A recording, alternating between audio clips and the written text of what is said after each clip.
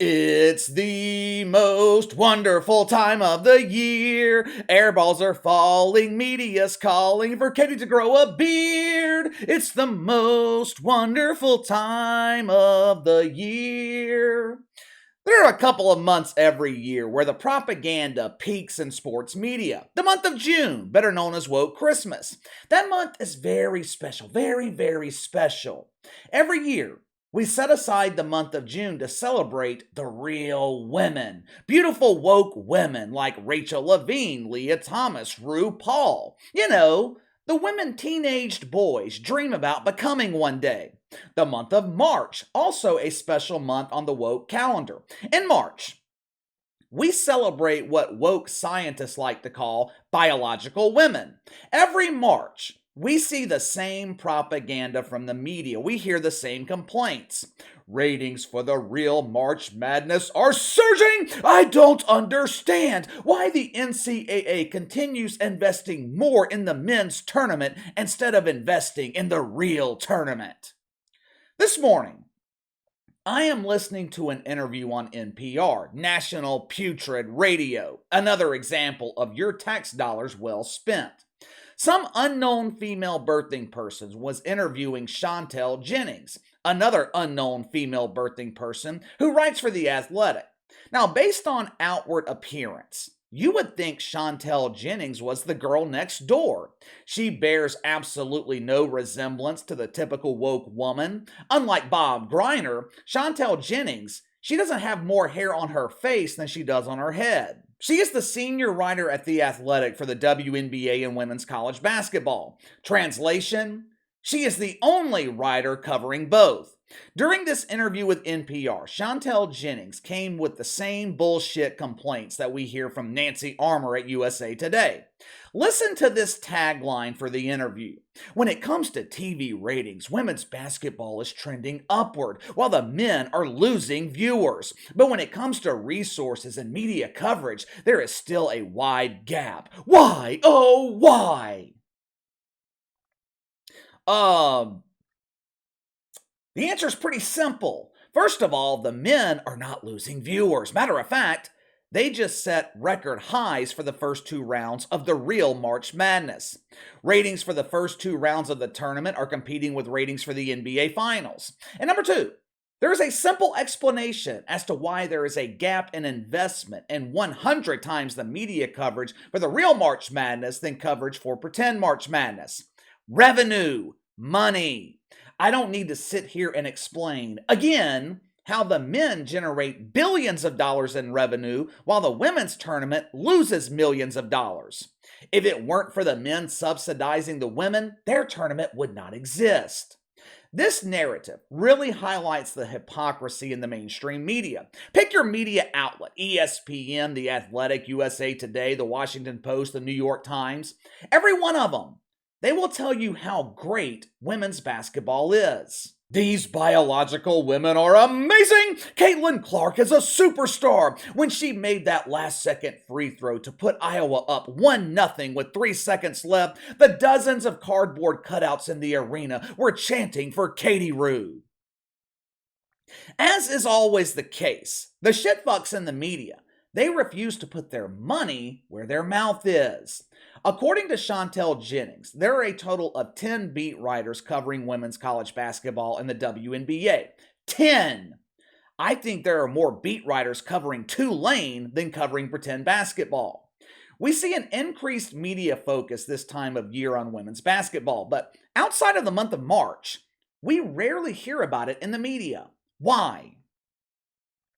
Because it doesn't generate revenue. Articles about women's college basketball and the WNBA, it doesn't drive traffic to media websites.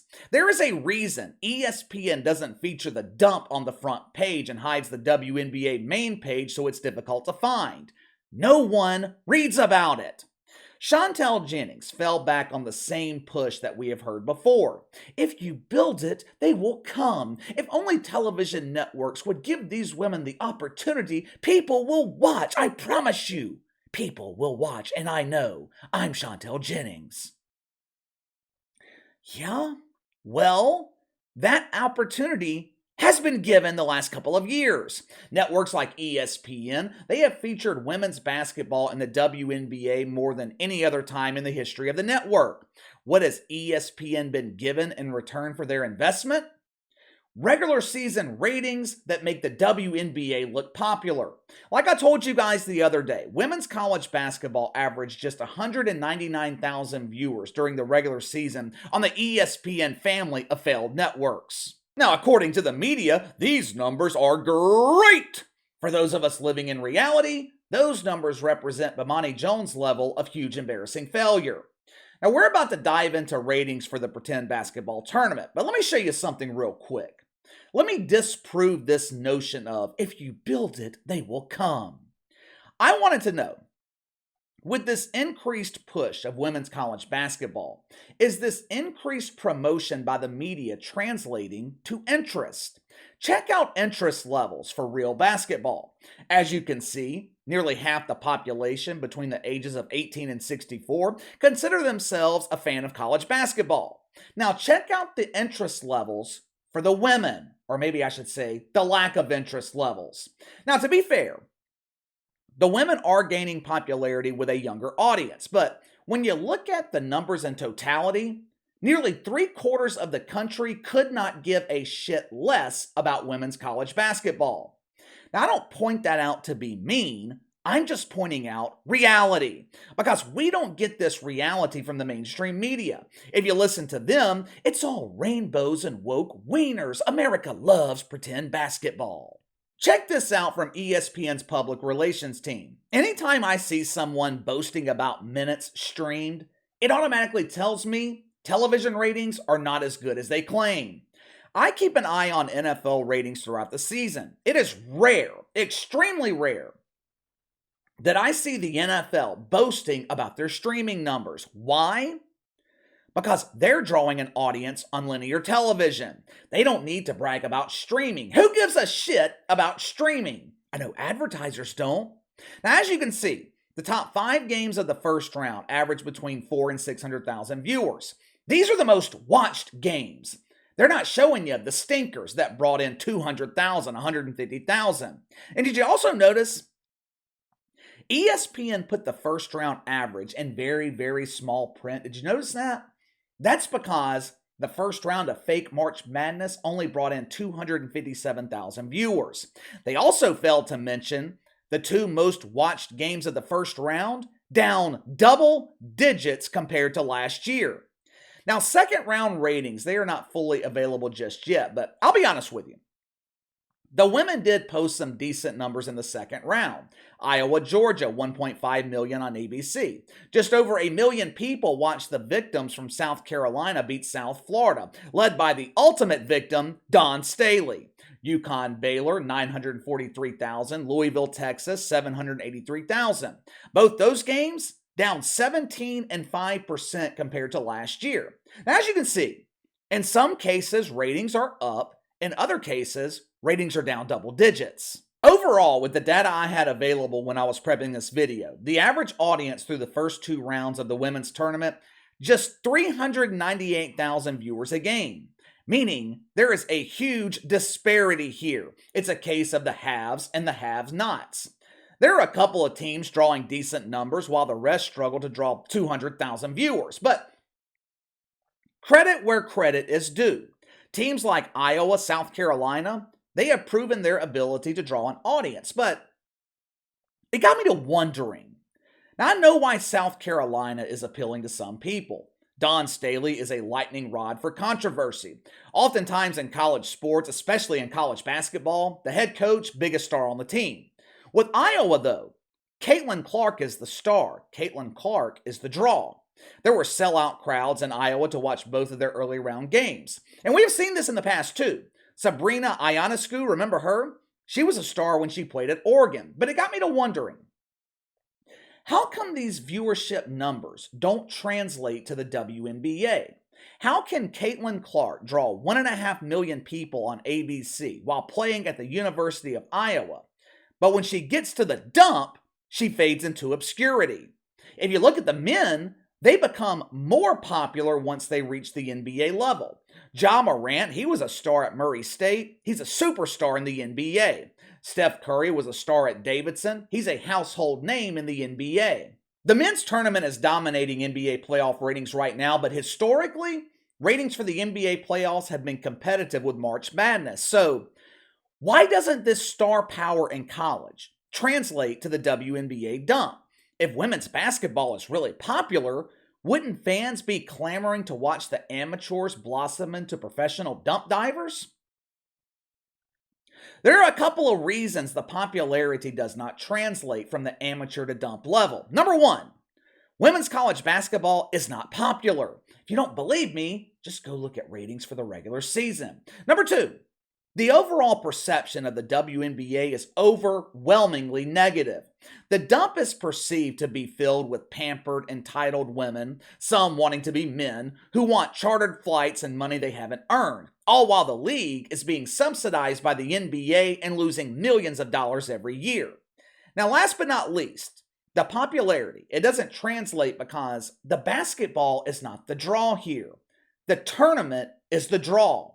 I went and pulled random ratings for Iowa games with Caitlin Clark during the regular season. 141,000, 216,000. These numbers are actually worse than live footage from the dump. But when you include the aspect of the tournament, single elimination, win or go home, the atmosphere in the arena, Caitlin Clark draws 1.5 million people on ABC. You could combine 2 or 3 broadcasts from the dump on ABC and not reach 1.5 million people. Now, I know we joke around. I know I might seem like I have a problem or some vendetta against women's college basketball. I don't. I have a problem with the way the media presents women's college basketball. I don't like being lied to. Don't tell me regular season ratings are growing when they're drawing 199,000 viewers. Don't give me partial truths. A week or two ago, I compared media coverage of WNBA ratings to their coverage of XFL ratings. The XFL is once again being crucified by the media. Last week, the league got destroyed by competition from March Madness. XFL averaged just 264,000 viewers last week. Or, if you want to spin this the way the media would with the women, XFL ratings are phenomenal! They outdrew the first round of pretend March Madness. Now, why does the XFL get shit on while horrendous ratings in women's basketball are presented as greatness? There's only one logical explanation. The XFL doesn't check enough woke boxes. The XFL serves no purpose to the woke media. The way things are going right now, it would not surprise me if by this time next year, we see our first transgender player competing in pretend March Madness. Take a wild guess how the mainstream media would choose to cover that story. But give me your thoughts. The media continues living in their pretend world, claiming women's college basketball is surging in popularity. In some cases, that might be true, but overall, women's basketball is just not mainstream, it's not popular. Now, how come Caitlin Clark can be a star at Iowa, at least during the month of March, but that supposed star power doesn't carry over to the WNBA? Give me your reason. Sound off in the comments below. Make sure to like and subscribe. Click the notification bell to receive all notifications from the channel. Best way to contact me is by email at btlkc84@gmail.com, KC_BTL84 on Twitter.